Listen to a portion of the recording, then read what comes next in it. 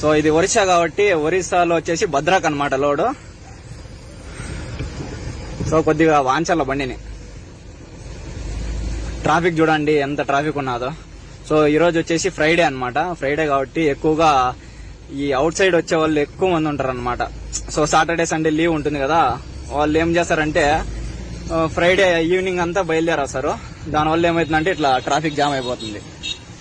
Actual గా tonnage ఏం జరిగిందంటే వీళ్ళు కోర్స్ వచ్చేసి 8 టన్నులు అయితే కొట్టమన్నారు. వీళ్ళు ఆల్రెడీ 100 సంచులు అయితే కొట్టారనమాట. కాటా పెట్టిన తర్వాత 7 టన్నులు అయితే వచ్చింది. సో 7 టన్నులు రావడం వల్ల ఏం జరిగిందంటే మేము పూలు వేసుకోవడానికి కొద్దిగా అవకాశం దొరికింది. అదే బాడీ అనమాట సేమ్. ఏం చేయలేము, ఒక్కోసారి అట్లా అదృష్టం వస్తూ ఉంటుంది, అలాగే దెబ్బలు కూడా తగులుతుంటాయి అనమాట ట్రాన్స్పోర్ట్ దీంట్లో. ఎలాగోలాగా అయితే బయలుదేరదాం. సో మన వెజిటబుల్ బండ్లను అయితే ఎవరు ఏం మాట్లాడరు, అయితే వెళ్తా ఉండొచ్చు. సార్ వాళ్ళకు కూడా, పోలీస్ సార్ వాళ్ళకు కూడా తెలుసు అనమాట, టైమింగ్ ఉంటుంది, అడ్జస్ట్ కాదు. కొద్దిసేపు నిలబడినా కూడా మనకి చాలా లేట్ అవుతుంది అనమాట. సో మేము తినేదానికి ఆపము, ఓసారి తినేదానికి ఓన్లీ చాయ్ తాగేదానికి ఎప్పుడో రేర్ అనమాట. ఒక 300 కిలోమీటర్స్ కి అట్లయితే టీకి అయితే ఆపుతుంటాం అంతే. సో ఇక దన అయితే వెళ్ళిపోదాము. కొద్దిగా జాగ్రత్తగా అయితే చూసుకుని వెళ్తుండాలా. సో నేనైతే సింగిల్ అయితే వెళ్తాను. 1500 కిలోమీటర్లు మనకి అన్లోడ్ పాయింట్ మధ్యలో వచ్చేసి మన డ్రైవర్ అన్న అయితే ఎక్కుతాడనమాట. ఎవరు అనేసి కూడా చెప్తాను. సో తిరుపతి వచ్చేసి 131 ఉంది, చిత్తూరు 66. బయలుదేరదాము. మనకి 1500 కిలోమీటర్లు 28 గంటలు అయితే ఇచ్చారు. చూద్దాం, టైం అడ్జస్ట్ అయితే కానీ, లేదంటే చూసుకొని పోవాలన్నమాట. చెప్పలేము, వర్షం పడిందంటే కొద్దిగా టైం అయితే వేస్ట్ అవుతుంది. బండి అయితే ఉండే హైట్ కి వాళ్తాందనమాట. అందరూ దూరం జరిగిపోతా అంటారు భయపడి. సో ఇట్లా వాళ్ళు ఉంటారు అడ్డమైన నా కొడుకులంతా.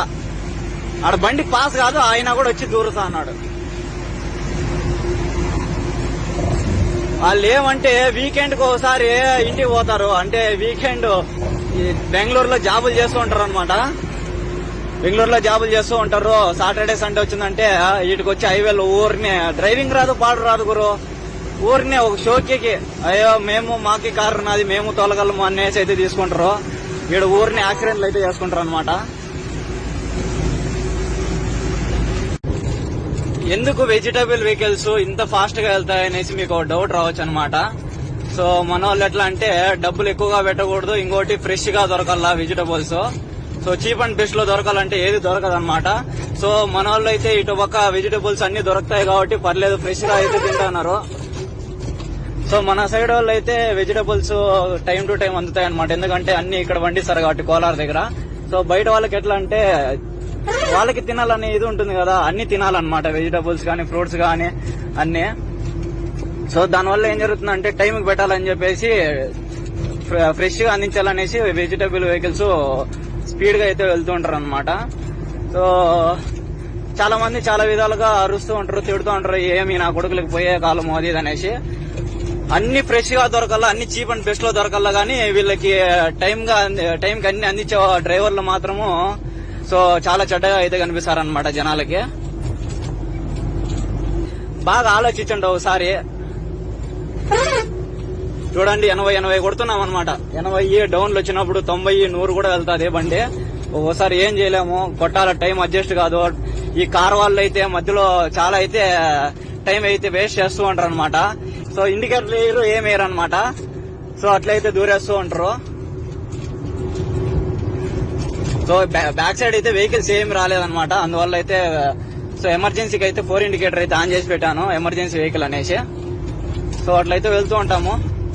ఏమన్నా కొద్ది ట్రాఫిక్ ఉంటే కన్నా 4 ఇండికేటర్ ఆపేసి మామూలుగా అయితే డ్రైవ్ చేస్తామన్నమాట. ఎందుకంటే వెనకలో వచ్చే వాళ్ళకి అర్థం కాదు కదా, నేను లెఫ్ట్ కి పోతానా రైట్ కి పోతానా అనేసి. SBI IRCTC క్రెడిట్ కార్డ్ కి చాలా బెనిఫిట్స్ ఉన్నాయి. ఈ కార్డ్ ని యాక్టివేట్ చేసుకుని 1750 రూపీస్ ఎర్న్ చేయొచ్చు. అండ్ ఈ